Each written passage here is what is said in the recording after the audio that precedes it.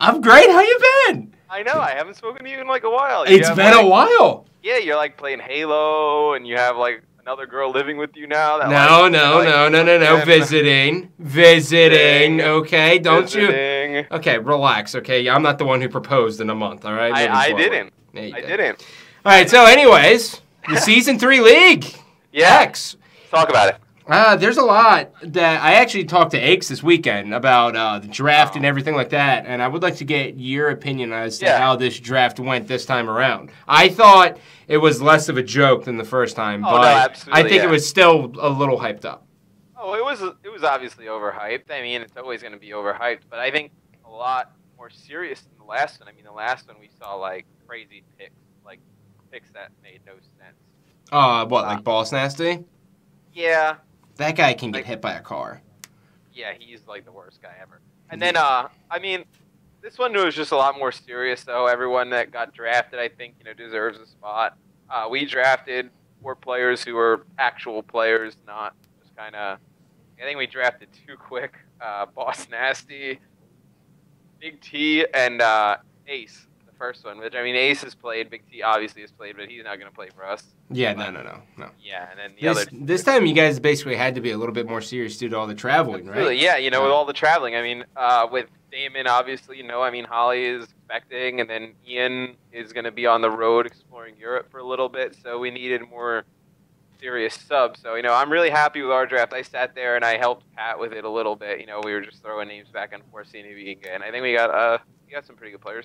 Yeah, I think so. I think you guys lucked out pretty well. You guys got a solid online squad, which is good. It's going to be – I don't know how Fears is going to fit in with you guys. I know Aches is, like, super confident with Fears, but, like, I was like – No, Fears is good. Fears is really he's good. I just don't know how he's going to fit in.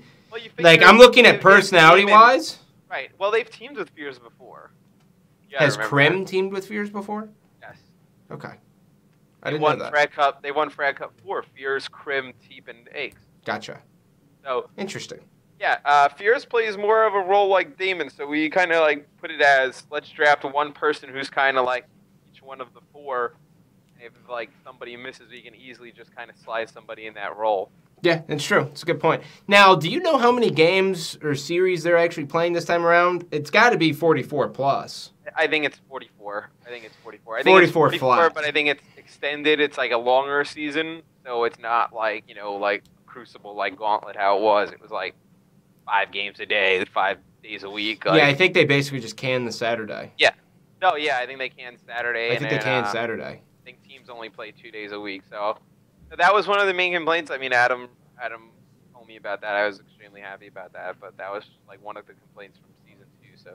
I mean, it's tough, and like the big thing about that is those hours get. It's not even the hours that are grueling. It's the fact that you're going up against 3 different teams multiple nights a week that are the exact same caliber to fight for money. Yeah, it's just like annoying. That's the scary part. So what's the deal? I haven't really been too on it. I saw a bunch of players complaining like prize money, and then I saw Sundance tweet like $50K online, $50K land. What the hell the deal is with that? Yeah, well, this is how. Like my biggest complaint I have with MLG like recently is literally the fact that they just use Twitter too much.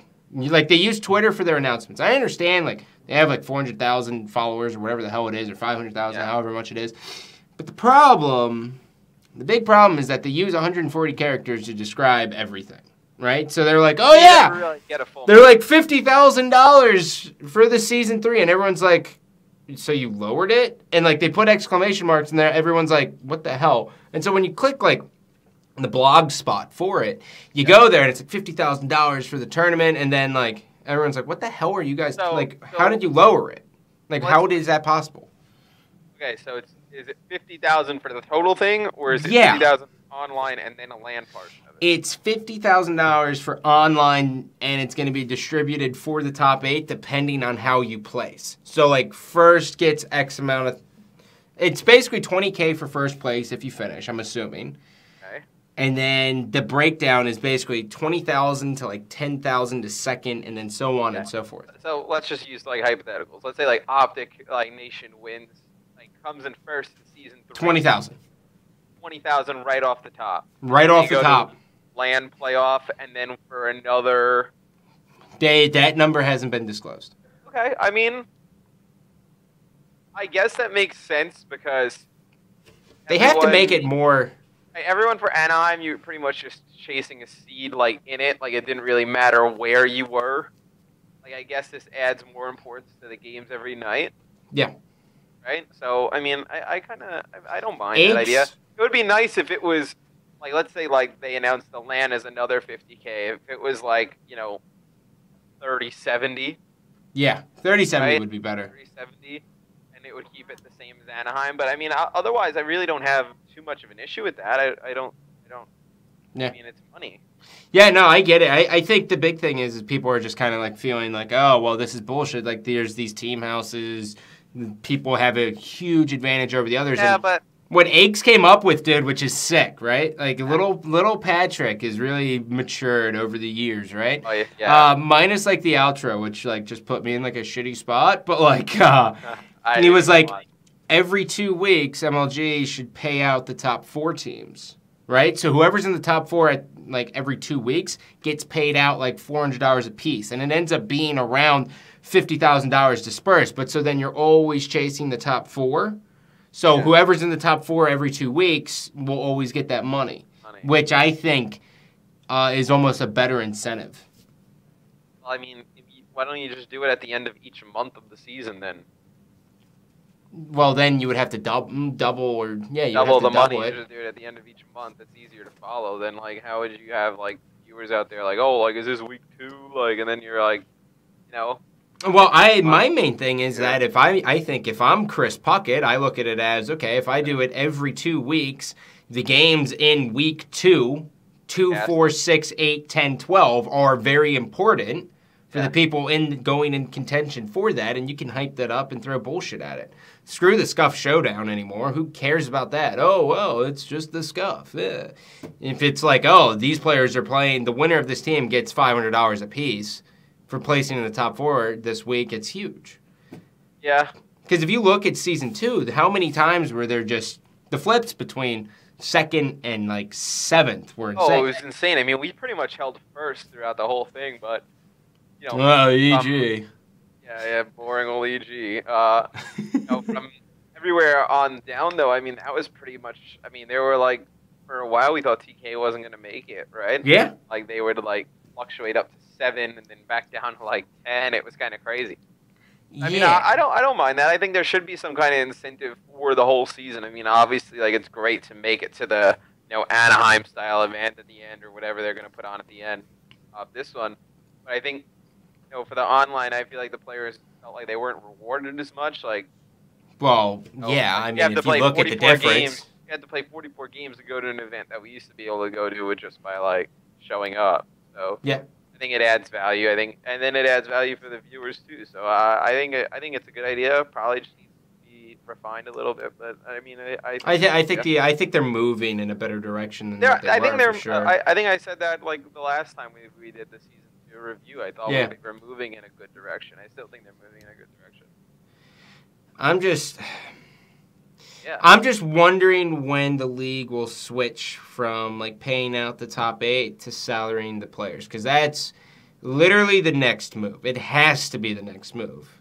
In order for, and the thing is it makes the most sense because they're already providing the platform, right? So it's like the NFL is providing the league, right? So I mean, NFL salaries these players. It's going to happen that way sooner or later. I mean, the way it technically should run, right? I mean, the NFL, you don't see, like, 1 year the Cleveland Browns are in the NFL, and then the next year, like, they're not, and then there's a team from, like, North Dakota in the next year. I think that the 12 organizations should stay the same, I think, for each season, to add some kind of stability to it. Those organizations should get some kind of, money or whatever for being in the season, which has to go to the players. That money has to go to the players. And then I think, the amateur events are just used so those players can move up into the actual league. There should be more money thrown at the amateur players, so obviously they have incentive to play. Like, I'm not saying, like, let's just have the pros and just screw everybody else. Like, that would be stupid. Yeah, I think I think that's the way. I think salarying the players and everything else is just a nightmare, bro. I literally think you have to avoid it because the best thing about gaming, right? Like think about like when we played, is that anyone technically could do it. I could be a 5'1" Asian kid, right? Like paralyzed from the waist down, and I could still compete and be a professional esports athlete, which is like the most appealing thing about it all. Right. It's just like poker. Okay, I was going to use an analogy like, well, I mean, anybody can technically play in the NBA, but like, we're not playing in the NBA. But, dude, bullshit. If you're a 5'1" Asian, you have a 0% chance of playing in the NBA. But yeah, but it's the same argument that you just made to me. Like, well, technically, like you can go like see if you can make it into a training camp and play. Yeah, but you're not limited by genetics in video games. That's where video games is it's a more inviteful, friendly thing for everybody to be involved. Which I think that's one of the main parts about it. Like that's how people get involved. I mean, I started competitive gaming because I got hurt during basketball season, and I was home, and I was just like, let me just game like out of my mind.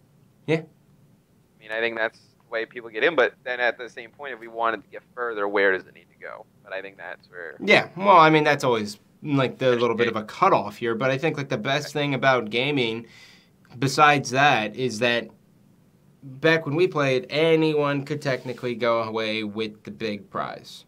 It's like the World Series of Pro Poker, man. What happens if you had let's say, out of this pro league, you had 12 teams advance into the champ bracket, and then you gave the AMs a tournament like Anaheim, but then, you know, just the four teams that made it didn't advance to the next league season, right? The league organizations and teams stayed the same.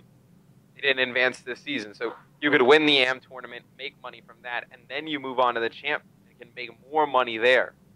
And then you can make a name for yourself, and then one of those orgs can pick you up for the next season. I think timing-wise for an event, it would have to be a 4-day event for that. Like the amateurs would have to get their Thursday to start playing for that to work.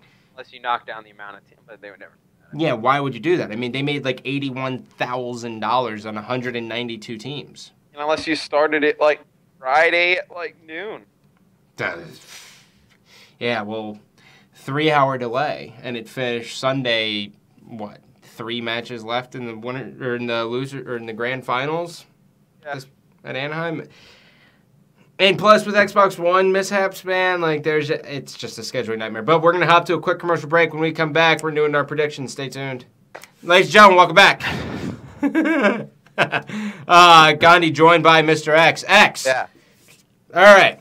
Season 3 is upon us. All right. Today, this is something we did not do for Season 2, but we should have. Looking at it, we really freaking should have. Yeah.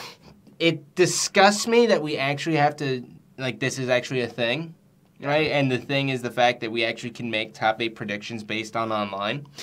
Which is gross, yeah. Yeah, it's absolutely gross. So I want to go through your top 8. Who makes it? Who makes it? Bring up the list of teams right now. All right. I will tell you who will make it 100%. I'll tell you the 2 teams. There's... Optic Nation will make it 100%. Okay, I agree. I have OGN making it. So we have. Well, I'm just gonna name all the teams, and then we can go. Okay. Like gut reaction. All right, OGN Uno 1. No. We'll visit it back. Yeah, hold on. Yeah, we'll visit it back. Envy. I think they'll make it 100%. Yep. They're gonna have. Just rack it off, and we'll come back to it. Yeah. Optic Gaming. Yes. Are you gonna say yes to Optic Gaming? Yeah. No. I'm letting you rock out. Yeah. Optic Nation. Yes. Elevate, no. FaZe, yes. EG, yes. Curse Black, yes. Denial will make it. Yep. Radius won't make it. Justice won't make it. And then who are these? And then it would come down to TK and Rise Nation, I think, for that last spot, right? Yep. That was where I left off in my video. And then...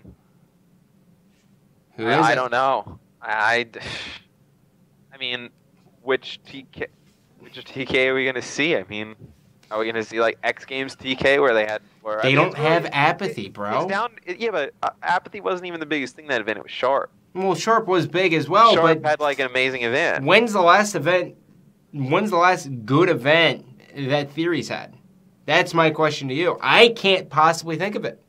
I mean, FaZe Red was in like slump for like ever. I wouldn't even call it a slump. Like maybe we just they just sucked. Overrated them. Yeah, I didn't What want to say that. was the last time that we saw Theory do well? Was it Philly? Philly, he had a good Philly. He had a good Philly, and then didn't he go he had a 007 in the next event? I thought he had a good regionals. Did he have a good regionals? I want to say he had a good regionals. Okay. So. Well, yeah, they got third, so yeah, regionals. I mean, like. But again, he had Formal Slane on both of those teams. Yeah, him and Formal. He had Formal for regionals, and then he had Clay for Philly. Maybe like. I mean, on FaZe Red, I think they wanted him to be more of like a main like Slayer type of guy, right? He was taking Proofy's spot. Yeah, that didn't work. I don't think that's his as like your second Slayer, like like that like third guy. Like I want to say like Pat isn't obviously our third guy, but like he's kind of the same thing with Theory, right? Like he'll help Teep like an OBJ, like he'll do like slaying a lot. Like if he's gonna be your third guy, great. But then you look at TK's roster and you're like, okay, your first guy's Goon, right? No. Like, who's your second?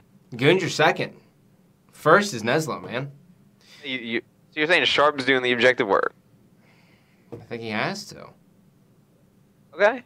Just because, dude, I mean, like, Goon is definitely your two guy, right? Yeah. And the reason why is because from X Games to frickin' Anaheim, he went from a 1.1 to like a 0.84. Like, you can't have that big of a drop off. You can't do that. Neslo's at least been consistent throughout. Right.